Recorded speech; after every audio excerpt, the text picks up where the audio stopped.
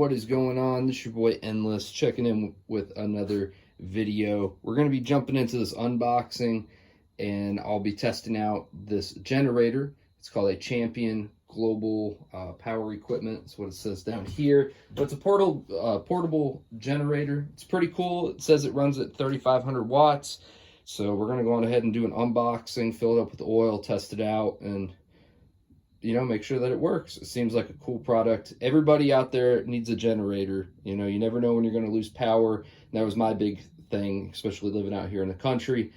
There's a lot of situations where we lose electricity and the food spoils or, stuff like that. I've had it happen a couple times, and, you always want to be safe. So it's always good. And plus, not to mention, you can take this camping if you got an RV, and, it's just always good to have a generator on hand. You just never know.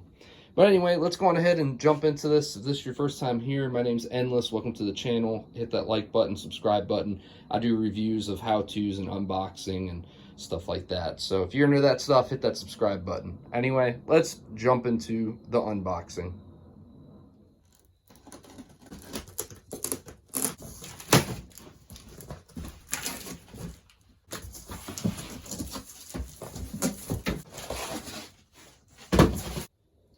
Alright, so the cool part about this is the directions are right on top, and it also comes with a little funnel, so that's pretty cool. I was wondering how I'm going to put the oil in it to run it. It comes with a funnel and directions. So now let's go on ahead and take this thing out of the box.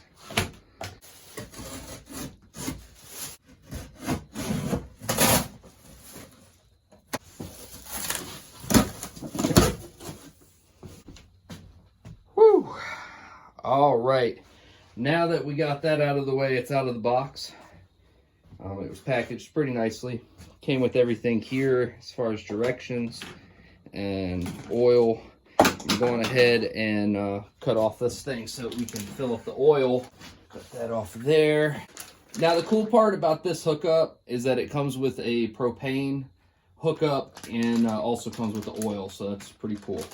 That's something that kind of attracted me to this generator, is that it can run off of propane or fuel, and I recommend using high grade fuel personally.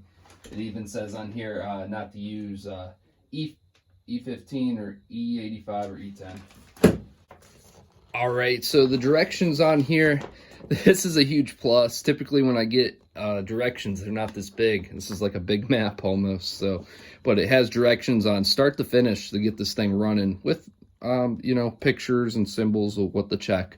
So the first thing that we're going to do is we're going to fill this thing up with oil. That's step one. The other cool part is that it doesn't leave you guessing how much you should put in there as far as oil. It says 0.6 of a quart, and look at that. It comes exactly with 0.6 liters.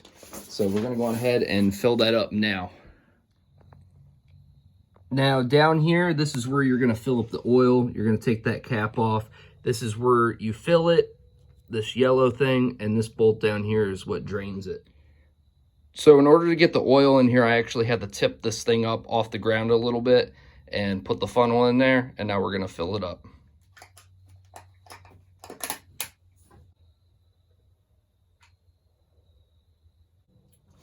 Make sure it's good till every drop. Then put that screw back in there, or the cap. All right, so now it's all filled up with oil. Let's proceed over to step two. The next step on here is move this out to a well-ventilated spot. Right, so now the way that I'm going to be testing this out is actually with propane. Typically, I would want to fill this up with gas, but the good part is about this unit, it'll use both. You can use gas and or propane, so that's a cool feature about this. For testing this out, I just want to do propane. I'm the type of person that if I'm going to put gas in it, I want to run it until it's completely out of gas. So I'm not big on like putting in fuel preserver and leaving it for a long period of time, because if you leave gas in these things and you don't use it, it can eat up the fuel lines and it's going to be problems for the future. So just keep that in mind. If you're going to use this, try and run it until it runs out of gas, or at least really low, or you can go the fuel preserver route if you're cool with that. So what we're going to do is we're going to go on ahead and plug this in right here. There's a plug, and screw that on. Make sure it's good and snug. Make sure it's not stripped or anything. Then you're going to get your propane. Make sure it's on there good and snug. I'm actually going to pull this out of the way. All right, so on this, I actually started this up with propane. So, you know, we made sure that these were hooked up, the line from here all the way up to the propane. Then what we did is we actually set this. So this side over here is for propane. If you want a gas, you slide this until it clicks, and you'd mess with that here. But for this demonstration, we're actually going to be using this for propane. So what you do is you actually, that's on the off position, you want to slide it up to on. And then you want to go on ahead and open up your propane.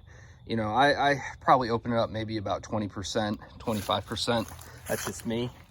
And then over here for propane and stuff, you actually have your choke. So this is closed all the way. This is set to 50%, and the running position is here, and this slides. So 50% is this one, about 75 is about right there, and 100 is all the way up there, and you hear the click for the 100. So what we'll do is we'll go on ahead and set this back to 75, and now we'll start it up. I'm scared. No, I am for real. Boom!